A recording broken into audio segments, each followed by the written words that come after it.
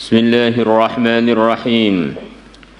Wa an Abi Sa'id al-Khudri radhiyallahu anhu qala sami'tu, aku telah mendengar Rasulullah sallallahu alaihi wasallam yaqulu, beliau bersabda, Allahumma ahyini miskina, ya Allah hidupkanlah aku miskinan dalam keadaan miskin, wa tawaffani, dan wafatkanlah aku miskinan dalam keadaan miskin.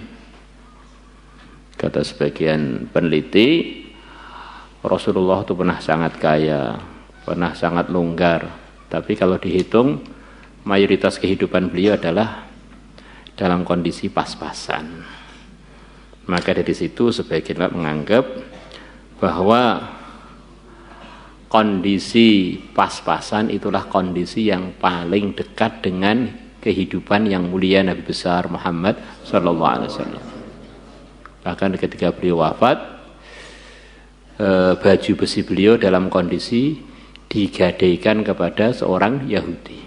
Cukuplah kebanggaan bagi orang-orang fakir, orang-orang miskin yang hidupnya dalam kondisi miskin, yaitu mayoritas kehidupan Nabi adalah dalam kondisi kemiskinan atau kondisi pas-pasan. Dan itulah mayoritas kondisinya manusia, kondisinya umat Muhammad. Maka umat Muhammad yang kondisinya pas-pasan, mereka enggak punya alasan untuk enggak amal agama, karena kehidupan Nabi didominasi dalam kondisi pas-pasan. Begitu juga Nabi pernah dilonggarkan rezekinya sampai benar-benar longgar, sampai beliau kalau nafkahi istri beliau, nafkahi setahun sekali, bukan per bulan, bukan per setengah tahun, setahun sekali. Biar jadi contoh bagi orang kaya pun nggak punya alasan untuk tidak amal agama. Bahkan beliau pernah dalam kondisi begitu longgar, sedekah pada satu orang tuh 5.000 kambing. Sedekah pada satu orang 100 unta, Masya Allah. Kesimpulannya, kehidupan dalam kondisi miskin pernah dicontohkan Nabi, dalam kondisi kaya pun pernah dicontohkan Nabi. Yang enggak pernah dicontohkan Nabi itu kehidupan yang tidak diridhai Allah. Itu. Dan cukuplah kebanggaan bagi orang-orang yang hidupnya miskin, pas-pasan, Nabi berdoa dengan doa yang barusan kita baca itu. Wahsyurni, dan bangkitkanlah aku dari kubur, fi zumratil masyakin, di dalam golongannya orang-orang miskin. Nabi nanti akan bangkit di kuburan. Rombongan beliau adalah umat beliau yang miskin-miskin. Baru yang kaya baru selepas itu, mestinya begitu itu. Rawahu Ibnu Majah wal Hakim wa qala sahihul isnad wa zad wa inna ashqal asqiya, dan sesungguhnya paling celakanya orang-orang celaka, man adalah orang ijtama alaihi faqrud dunya wa adzabul akhirah, yang telah kumpul atas dia kefakiran di dunia dan siksa akhirat. Kefakiran memang begitu banyak, fadilah yang telah kita dengarkan. Tapi ingat, itu semua untuk orang fakir yang dalam ridhonya Allah, orang fakir yang amal agama. Kalau enggak, orang fakir itu ngumpulkan dua kerugian, neng dunya melarat, neng akhirat kalek mlebu nerakane. Orang yang paling celaka itu ngumpulkan itu, is melarat mlebu neraka pisan. Jadi kalau melarat nanti akhirnya di akhirat kumpul dengan Nabi kan kemuliaan. Jadi kalau di dunia sudah melarat, di akhirat masuk neraka lagi, alangkah sengsaranya dia. Wara Abu Sya'an ibn Abi Rabah annahu, bahwasanya Abu Sya'an bahwasanya Atha Sami'a, beliau telah mendengar Aba Sa'idin, sahabat Aba Sa'id al-Khudri, yaqulu, beliau mengatakan, Ayyuhan nas, wahai para manusia, la tahmilannakum, sungguh-sungguh jangan mendorong kalian, al-usratu, kesulitan, jangan sampai mendorong kalian, ala talabir rizki min ghairi hillihi, atas mencari rizki min ghairi hillihi, dari selain halalnya rizki, dari selain cara yang halal dalam mendapat keadaannya. Fa inni, maka sesungguhnya aku telah mendengar Rasulullah sallallahu alaihi wasallam yaqul, beliau bersabda, Allahumma tawaffani faqira wa la tawaffani ghaniya. Ya Allah, wafatkanlah aku dalam kondisi fakir dan janganlah engkau wafatkan aku dalam kondisi kaya. Jadi kalau kamu miskin lu jangan susah, jangan malah cari yang haram. Nabi loh doanya di antara yang saya dengar minta wafat dalam kondisi fakir, tidak mau wafat dalam kondisi kaya. Ini saya kebanggaan. Berarti kehidupan kamu itu sudah seperti yang diminta Nabi itu. Wahsyurni, dan kumpulkanlah aku, bangkitkanlah aku dari kubur, fi zumratil masakin, berkumpul dengan rombongannya orang-orang miskin. Zada ba'dur ruwah wala tahsyurni fi zumratil aghniya, dan janganlah engkau kumpulkan aku, bangkitkan aku fi zumratil aghniya, berkumpul dengan jamaahnya orang-orang kaya. Fa inna asqal asqiya, maka sungguhnya paling celakanya orang-orang celaka, madistama alaihi, orang yang kumpul atas dia, faqrud dunia, kefakiran dunia, wa adzabul akhirah, dan siksa akhirat.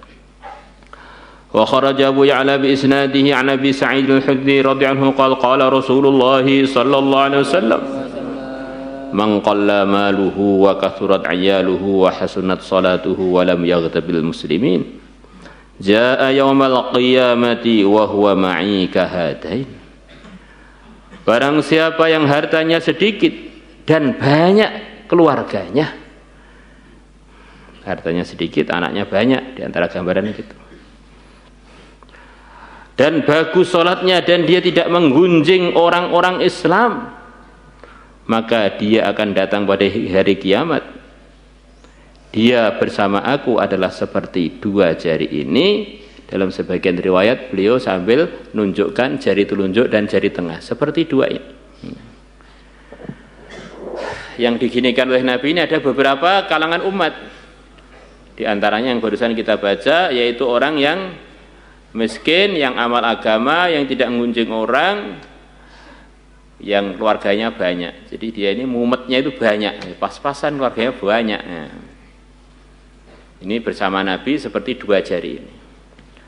Yang kedua, ana wa kafilul yatim kahataini, aku dan orang yang ngurusi atau nanggung jawabi pada anak yatim seperti dua jari ini.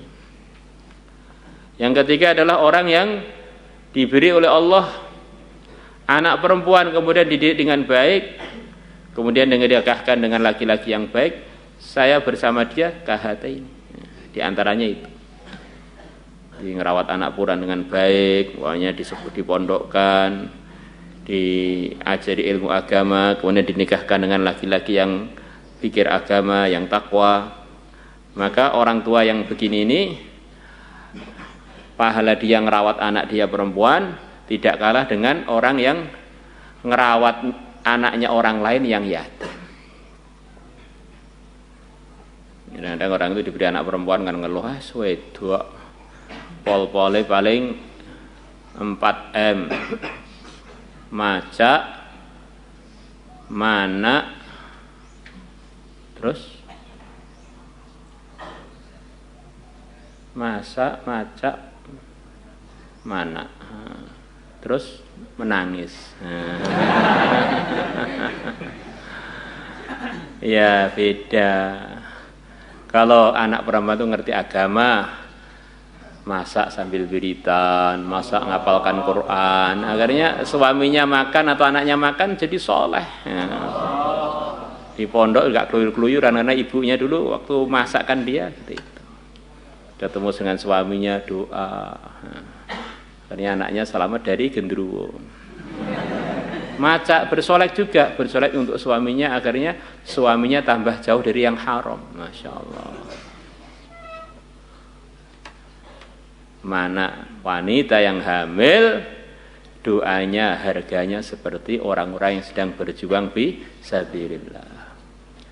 Di antara asbab hancurnya seluruh kebatilan di dunia nanti menjelang hari kiamat adalah sebab doanya seorang wanita yang sedang hamil. Siapa itu? Imra'atu Fir'aun. Imra'atu Imran. Istrinya Imran yang dalam surat Imran. Idz qalat imra'atu Imran rabbi inni nadartu laka ma fi batni muharraran fataqabbal minni. Ini semuanya dalam kondisi hamil. Innaka antas sami'ul alim. Dari doa waktu hamil itu muncul Maryam, dari Maryam muncul Isa, dari Isa hancur seluruh kebatilan di akhir zaman. Wanita nangis juga, tapi kalau wanitanya itu sholihah, nangisi umat, nangis untuk hidayah, nangis untuk mendoakan anak cucunya. Maka memang wanita itu di antara kesibukannya 4M ini. Tetapi kalau dia ini takwa, justru dalam 4 ini akan muncul kebaikan yang luar biasa. Jadi kalau enggak, ya dengan sebab wanita yang enggak terdidik dengan baik, maka dia menggunakan 4-4-nya ini untuk hal yang tidak baik. Muncul anak yang bolosan, suami yang mata keranjang, kemudian hamil ngomel terus, akhirnya anaknya jadi lahir terus nggak terima terus pokoknya, nggak terima terus, nangis karena hal-hal yang tidak diridhai Allah. Maulaya salli wa sallim daima